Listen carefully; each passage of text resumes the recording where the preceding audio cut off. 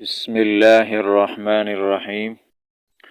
آج ہم نے استنجا کے بارے میں پڑھنا ہے۔ استنجا کس کو کہتے ہیں؟ استنجا کسے کہتے ہیں؟ استنجا پخانہ یا پیشاب کرنے کے بعد جو ناپاکی بدن پر لگی رہے اس کے پاک کرنے کو استنجا کہتے ہیں۔ جو ناپاکی یا پیشاب یا پخانہ جسم پر لگی ہو اس کے پاک کرنے کو استنجا کہتے ہیں۔ اب سوال یہ ہے کہ پیشاب کے بعد استنجا کرنے کا طریقہ کیا ہے؟ پیشاب کرنے کے بعد مٹی کے پاک ڈھیلے سے پیشاب کو سکھانا چاہیے اور اس کے بعد پانی سے دھو ڈالنا چاہیے۔ پخانے کے بعد استنجے کا کیا طریقہ ہے؟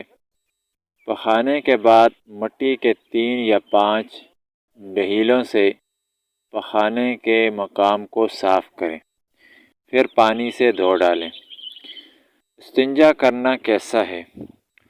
اگر پخانہ یا پیشاب اپنے مقام سے بڑھ کر ادھر ادھر نہ لگا ہو تو استنجا کرنا مستحب ہے، اور اگر نجاست ادھر ادھر لگ گئی ہو مگر 1 درہم کے برابر یا اس کے کم مقدار میں ہو تو استنجا کرنا سنت ہے، اور اگر 1 درہم سے زیادہ لگی ہو تو استنجا کرنا فرض ہے۔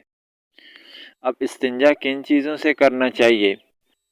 استنجا مٹی کے پاک ڈھیلوں سے یا پتھر سے کرنا چاہیے۔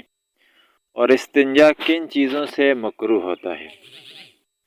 استنجا ہڈی سے، لیت سے، گوبر سے اور کھانے کی چیزوں سے، کوئلے سے اور کپڑوں سے اور کاغذ سے استنجا کرنا مکروہ ہے۔ استنجا کس ہاتھ سے کرنا چاہیے؟ استنجا جو ہے بائیں ہاتھ سے کرنا چاہیے، دائیں ہاتھ سے استنجا کرنا مکروہ ہے۔ اب اس بات کا خیال رہے کہ ایک آدمی معذور ہے تو اس کی مجبوری ہے، اب وہ دائیں ہاتھ سے کر سکتا ہے، لیکن بایاں ہاتھ بھی ٹھیک ہے تو بائیں ہاتھ سے کرنا بہتر ہے، اور دائیں ہاتھ سے استنجا کرنا مکروہ ہے۔ تو یہ وہ چیزیں ہیں جو استنجے کے بارے میں، استنجے کے مکروہات، استنجا کرنے کا طریقہ اور استنجا کن چیزوں سے کرنا چاہیے، یہ وہ باتیں ہیں جو یاد کرنے کی ہیں۔ تو ہمارے اس چینل کو آپ لوگ لائک ضرور کیا کریں اور سبسکرائب بھی کیا کریں